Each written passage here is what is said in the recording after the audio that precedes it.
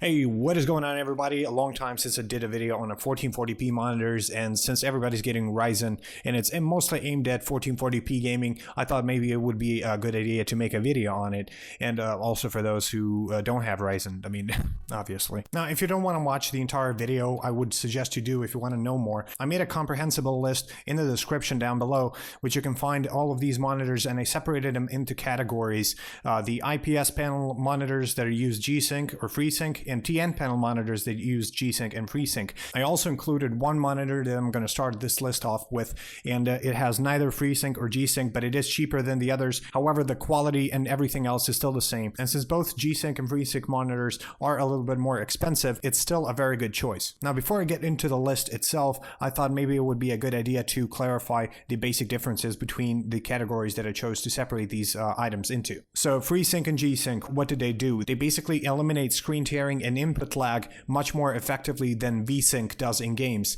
You get G-Sync if you have an NVIDIA card, and you get FreeSync if you have an AMD card. Like I previously mentioned, I also split them by IPS and TN panels. In short, IPS panels have better colors and viewing angles, and are mostly aimed at those who appreciate better colors or, are graphic designers and such, while TN panels have less accurate colors, but it's nothing that can't be fixed with an ICC profile or a little tinkering. Of course, it's never going to look as good as an IPS panel. Another notable difference between IPS and TN panels is the response time. IPS usually has a lot longer response time, while TN panels these days have 1 millisecond response time. Now, the IPS response time isn't bad, I'm not saying that, because they usually go between 4 and 6 milliseconds, while TN panels these days mostly have 1 millisecond response time, at least for the better monitors. And being an owner myself of a 1 millisecond response time monitor, I can see the difference clearly, but most people won't care that much.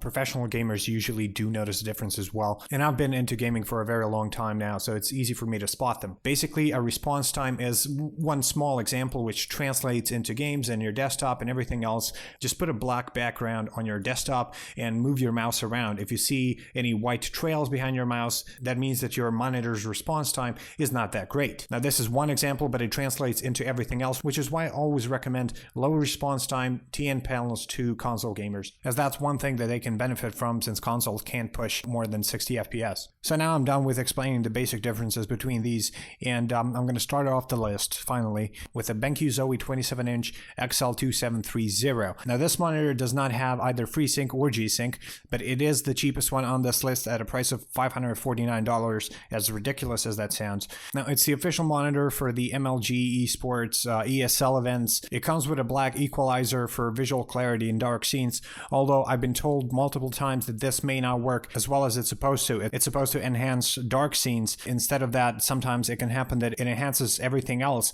so everything else is brighter at the same time. You can fortunately turn this feature off. It comes with low blue light, flicker-free technology, so it reduces eye strain. You can adjust the height of this monitor, although I do not see height, swivel, and pivot adjustments being mentioned anywhere, so you can only adjust the height. It has an S switch, so you basically, if you change any settings in this monitor, you can save them by presets. The input connectors are D-Sub, DVI dual link. It has 2 HDMI connectors, DisplayPort 1.2, and it has headphone jack and mic jack. Although headphone and mic jack, I mean, nobody's going to use that. You're not buying this monitor for that. Overall, a very good monitor. Professionals use it, and I would highly recommend it, considering most other professional monitors like this are way more expensive. There are some Korean monitors that you can overclock that are cheaper than this. I already searched for some, but most are not available at this moment. If I find any that are, I will link them in the description as well. And now we're getting to the first IPS monitor, which is the Acer Predator XB271HU. Now, this monitor comes with a 144 Hz refresh rate, but you can overclock this to 165. Response time is around 4 milliseconds, which for an IPS monitor is very good. It has 4 USB 3.0 ports, it has 1 display port, and 1 HDMI 1.4 port. It does have 3-year warranty. It also looks freakishly amazing to me. You can also adjust tilt, swivel, and pivot and move it up and down so you can find the most comfortable viewing angle. It's also VESA compatible, so you can put it on a wall, or you can just buy 3 of these monitors, put them all vertically and declare bankruptcy. I would also recommend this monitor because it has some of the lowest rates of returns from customers and it has some of the best reviews around. Since this video is taking a lot longer than I thought it would,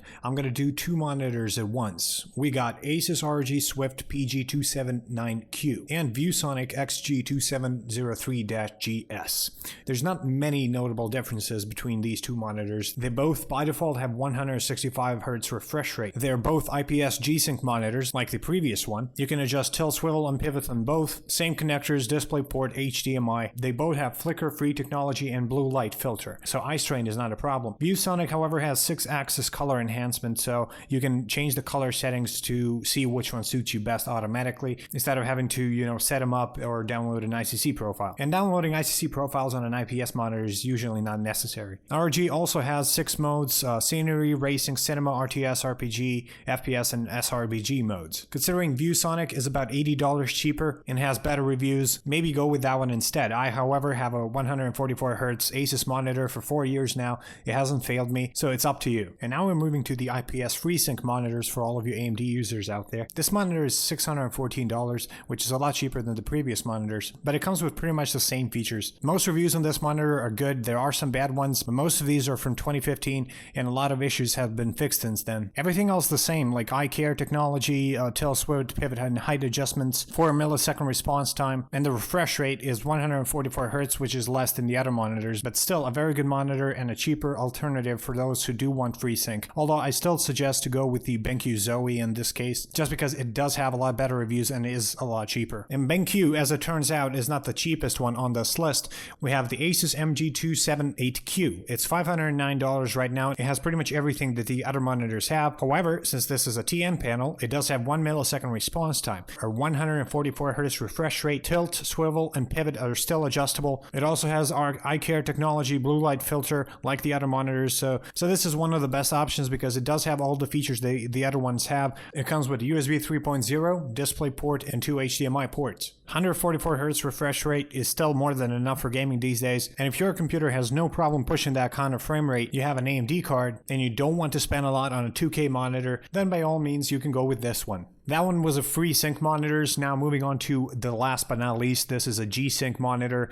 Since it's a TN panel, 1 millisecond response time, we're talking about the Asus PG278QR. It's factory overclocked to 165Hz, comes with DisplayPort 1.2, HDMI 1.4, and USB 3.0. Everything else is pretty much the same. It's got flicker-free backlighting, so it reduces eye strain, but all of these pretty much have that feature anyway. As far as ergonomical maneuverability goes, it's pretty much the same as on the other monitors. You can adjust it almost in any way you want, but it is pretty damn expensive at $656. And with that, I conclude today's list. I may add extra Korean monitors in the description if I find cheaper alternatives, which I doubt I can since I did spend a lot of time researching these. Everything else is there as well. So in the end, which one do you want to go with? If you appreciate color accuracy, if you appreciate the viewing angles, and don't care too much about the response time, go with an IPS panel monitor, whether it's G-Sync or FreeSync, depends on your graphics card. But if you don't care about any of that stuff, you just want a normal, reliable monitor that doesn't cost too much, go with either BenQ Zoe or the Asus MG278Q. If I was to personally go with one of these,